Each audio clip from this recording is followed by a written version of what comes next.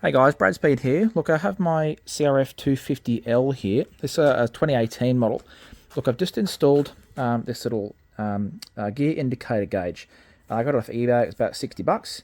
Look, I've looked at a couple other videos on YouTube, and the positioning of the factory plug, which this plugs into, which is just blanked off from factory, is different on some of these, and mine was in a different spot.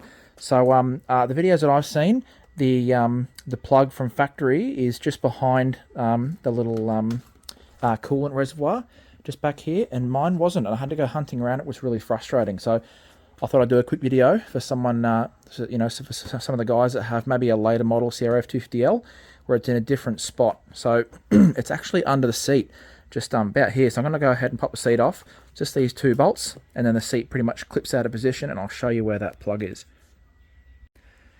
Okay, so I've just popped the seat off.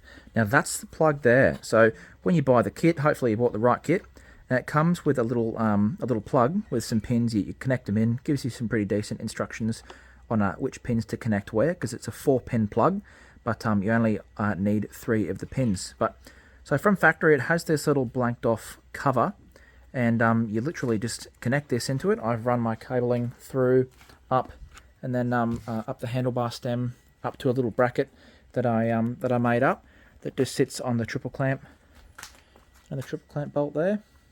I'll probably make a more elegant solution later, but it's actually quite handy. It's a really good little gauge. It has probably about a 1 second lag after you change gears. And the other thing I noticed is that it won't tell you the gear number until you've released the clutch. So you turn the bike on, you chuck it into first gear, it'll still show like a little hyphen, like just that little middle horizontal LED. It'll just show that until you release the clutch. And the same is true when you're changing gears. And if you rapidly change down gears, say you go from 4th to 2nd, it won't show you 2nd. It'll continue to show 4th until you've released the clutch in 2nd gear. But the other thing I just wanted to show you is the way that you calibrate it. The instructions are really crap.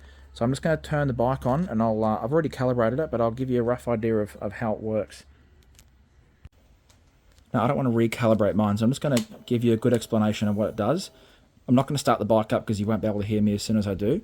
But because mine's calibrated, it just comes up with this little hyphen minus sign. But what's going to happen when you calibrate yours, it's going to come up with an L. The L is going to be flashing. Now, you must put the side stand up.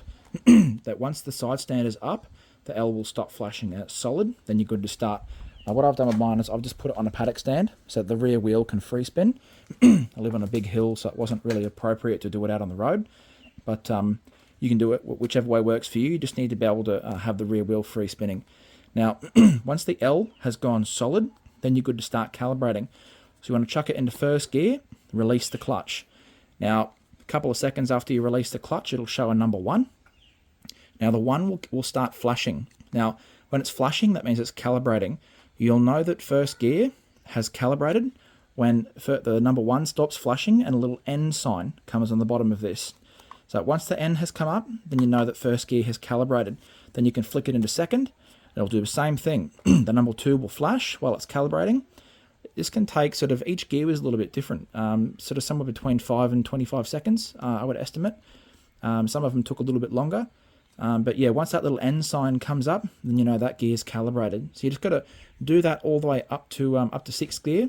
Once you've done that, and a little N comes up after 6th, and you can flick it all the way back down to neutral, turn the bike off, turn it back on, and you're calibrated, and you're ready to go.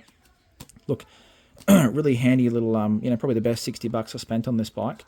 Honda obviously stuffed up when they didn't put a gear selector on it, and it's pretty silly that obviously on the loom it has the factory plug there, which I'm assuming they use maybe the CBR250 or some of the other models that have the same engine. But obviously they learnt their lesson with the CRF300, because the 300 has the gear indicator on the dash. So if you've got a 250 like me, and it's a little bit annoying not having a gear gauge, this is awesome little bit of kit. And once it was on the stand and I sort of worked out what I was doing, it was really simple to calibrate.